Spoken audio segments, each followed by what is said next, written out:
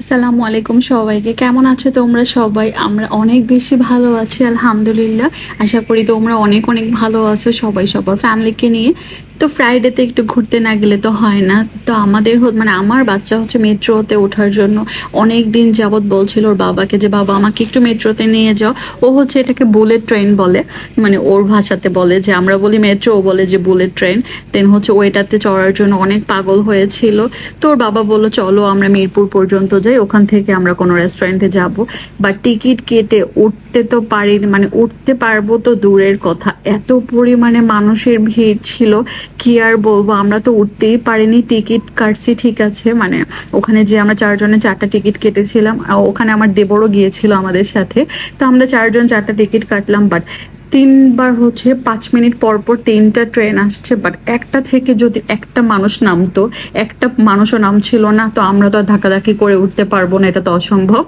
তো ওখান থেকে আমরা কি করব, অনেক অপেক্ষা করলাম। দিন হচ্ছে আমার বাচ্চা তো একদম মন খারাপ, পারে না, কান্না করে দেয়, এরকম ওর অবস্থা, ও চড়তে পারেনি এটার জন্য। তা আমরা আবার ওখান থেকে বললাম যে আরেকদিন না হয় আমরা মেট্রোতে উঠবো না, আজকে হচ্ছে আমরা সামনে কোথাও যাই। তা আমরা হচ্ছে ধানমন্ডি নয়েক চলে গেলাম, ওখান থেকে আমরা খাওয়া দাওয়া করলাম। এটা হচ্ছে বহু রেস্টুরেন্ট। এটা আমাদের মানে এটার ইন্টেরিয়র আমাদের কাছে খুবই ভালো লাগছে, বাট মানে খাবারগুলো একটু অন্য স্টাইলে হয়, থাই স্টাইলে। দেন হচ্ছে আমরা টমিয়াম রাইস, টমিয়াম চিকেন এগুলো নিয়েছিলাম। দেন আমার কাছে ভালো লাগছে, বাট আমার দেবর, আমার হাজবেন্ড, ওরা হচ্ছে মানে একটু মানে টক জাতীয় খাবার খেতে পারে না, এটার জন্য ওদের কাছে ভালো লাগেনি, বাট আমার কাছে অনেক ভালো লাগছে। দেন খেয়ে শেষ করতে পারিনি, ওগুলো আবার পার্সেলও নিয়ে আসছিলাম।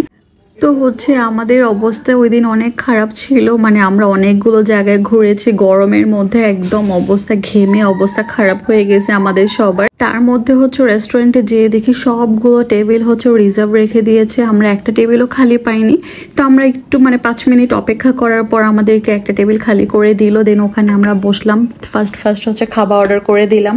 আর সেই দিন হচ্ছে আমাদের ছবি ভিডিও তেমন ভালো আসেনি, কারণ আমরা ঘেমে একদম শেষ, মানে আমি হচ্ছে ঘেমে আমার মেকআপ টেকআপ একদম উঠে গেছে।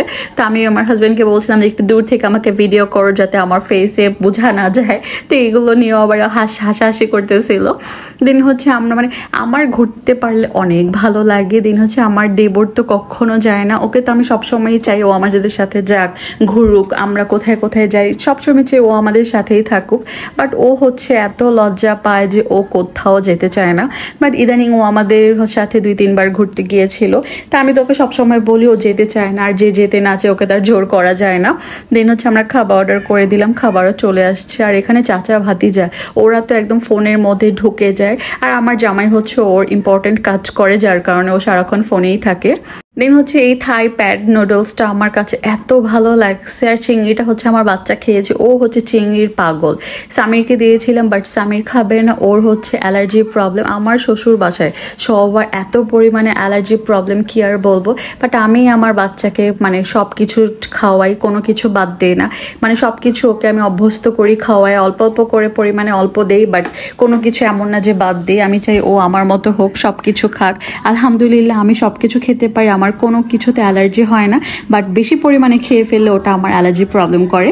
দিন হচ্ছে আমরা সবাই ঘোরাফেরা করলাম, আর মানে সবাই একসাথে থাকলে না আমার অনেক ভালো লাগে। কিছুদিন পর আমার দেবরের বউ আসবে, ওর বউ আসলে তো আমার আর ঘুরতে যাওয়ার কোনো মানুষের মানে খুঁজতেই হবে না, ও আর আমি যখন তখন বের হয়ে যাব, এনজয় করব। আমি তো আমার জামাইকে বলি আমার হচ্ছে মানে দেবরের বউ আসলে আমি তোমাকে আর কোথাও বলবোই না যা নিয়ে যাওয়ার কথা, আমি আর ও হচ্ছে আমরা একসাথে ঘুরবো, এনজয় করব, শপিং করব, খুব বেশি এনজয় করব। তো আমার যাটা আসলে আমি মানে অপেক্ষায় আছি কবে আমার যা আসবে, দেন আমরা অনেক অনেক এনজয় করব।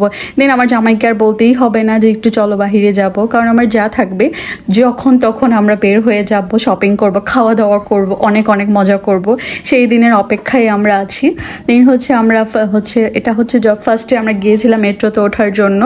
বাট উঠতে তো পারিনি। কি পরিমাণে মানুষ ছিল, যে ছেলেরা ছিল ওরা তো ধাক্কাধাক্কি করে উঠে গেছে, আমার হাজব্যান্ড আমার দেবর ওরাও চাইলে উঠে যেতে পারতো, বাট আমি আমার বাচ্চা তো আর জাতাজাতি করে উঠতে পারবো না, এটা তো আর পসিবল না। তো আমার হাজব্যান্ড আর উঠলো না, বললো যে না এভাবে যাওয়া তো পসিবল হবে না মেয়ে মানুষ নিয়ে। দেন আমরা আরও অপেক্ষা করলাম, আরেকটা ট্রেন আসলো, দেন অপেক্ষা করলাম, ওটাতে তো জায়গা পেলাম না। দেন আরেকটার জন্য অপেক্ষা করলাম, ওটাতেও জায়গা পেলাম না, একদম ফুল লোড ছিল। দেন আমার হাজব্যান্ড বললো চলো আমরা বের হয়ে যাই, বাট আমার দেবর আর আমার বাচ্চা ওঠার জন্য খুবই আগ্রহ নিয়েছিল যে আমরা উঠবো, এটা দিয়ে মিরপুর 12 পর্যন্ত যাব।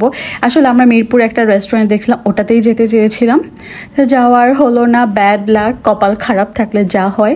তো সবাই ভালো থেকো, সুস্থ থেকো, আর ভিডিওটা ভালো লাগলে অবশ্যই একটা করে লাইক করে দিও।